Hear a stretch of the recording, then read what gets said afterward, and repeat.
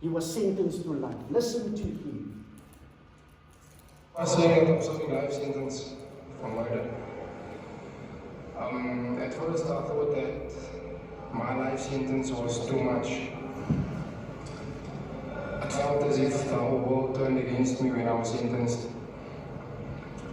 But I now realize that not even my life sentence can compare to what I did in the past.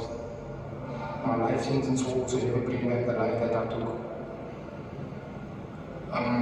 Just looking over the clips that we saw yesterday, brought me to realization that how serious this matter is and how much lives is affected.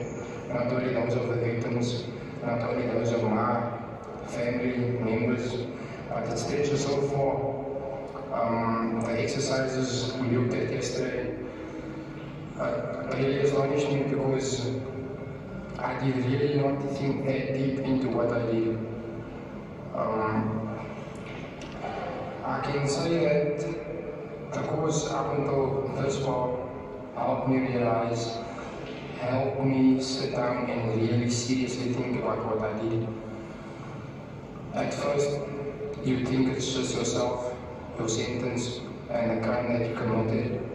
But now it goes much deeper than just that. In actual fact, I'm supposed to ask myself, or the questions that cross my mind is, what do I do in 10 years' time? Or 5 years' time? Do I simply forget about my crime? Do I leave it behind me, or what? Do I take it along with me? I know for a fact that my crime will always be alongside with me.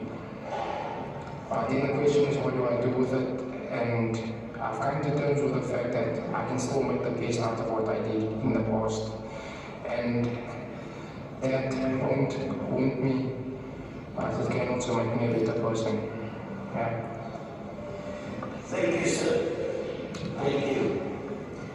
There's one thing that I believe that someone like you can do, sir, with such a long sentence. You can become such a role model in this place. What you just said now, it's already an encouragement for people with a 3-year sentence, a 5-year sentence, a 8-year sentence.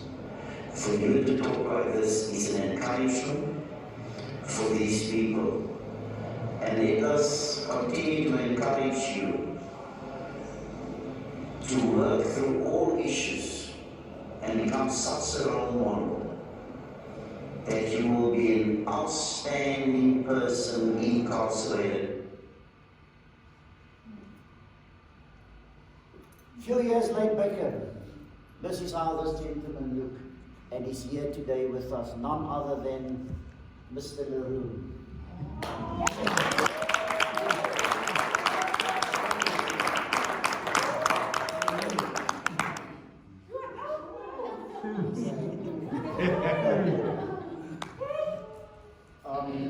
A very good morning to everybody, and a special thanks to Pastor Clayton for this opportunity. Looking at the video now again and listening to the advocate this morning, it just brings back so much memory. And in all honesty, wow, it's just a wow moment. Pastor said not too long ago, we jointly said that we were in conversation telephonically, and there was a point in my life where we did not know if this would ever be possible. Being out. Forget the terms and conditions, but just let alone being out, getting a second chance. And I've listened this morning, and obviously over the years, how pastors, people, organizations have engaged with guys incarcerated as well as outside of prison. And we tend to turn a blind eye on the fact that being put in prison, I'll call it jail, is actually the second chance we get in life. It's a second chance that some often take for granted, but when you grasp onto it and hold on to it, it can also be the second chance that aligns you in the right direction. And it propels you not in any pipe, but the pipe that you're supposed to be in. So as much as Joburg's freeways past I've noticed there's 4-5 lanes, right?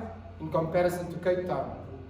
If you're not in your lane, you will not reach your true purpose. So I can preach today, I can look good and sound good.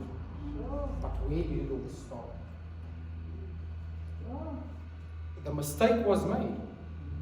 One which I can never reason away, no matter what. I always say that no matter what I say or do, it cannot correct my wrongs. It cannot bring back the lives of the deceased. But like there's a responsibility, it becomes evident in how you live. It becomes evident in who you are, what you model. Again, thank you to all of you for granting me this opportunity. I don't know how long Pastor has granted me. I want you, my brother, I want you just once again. Which year were you sentenced? Which year were you released? Because this was a minister's decision. It's only the minister that can decide on a parole release of a life sentence offender. Yeah. Okay? And so, yeah. So, back in 2003, I was sentenced to life as well as 15 years. Life sentence was handed down to me for double murder and 15 years for the theft or aggravated robbery.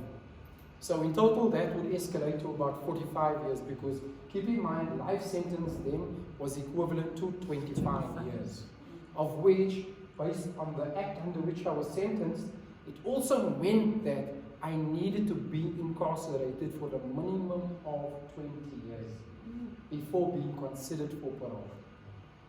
Now, there's lots of detail that goes with a sentence. It's not just a matter of we throw him off and he's there. There's detail that follows. And part of that, in 2003, like so many others' journey, my journey started with correctional services. I think it's only later in 2009 that I engaged with Pastor Clayton there. But as time progressed, I came to realize that in order for me to leave or even stand or get the opportunity to be released, there are various factors that had to be considered as well. One of which, to qualify for parole, they look at what I was doing for the duration of being incarcerated, right? They look at my behavior, they look at my schooling, my academics. At the institutions I've been at, sport has been very top, and also a good tool to kind of curb the thought, or it's been a thought-provoking tool to lure the negative thought into something positive, as advocates said. But throughout my journey, which started in 2003, I'm still on that journey. It's not yet finished, Pastor. However, I was fortunate back in 2019, which was just a little before COVID, right? I was granted parole. First, it started off with a 3-month probation period, whereby I would do day parole. And then after that, I think it's the 1st of July, my actual parole kicked in. So I was in the Boerland, as they call it, out in Drakensberg.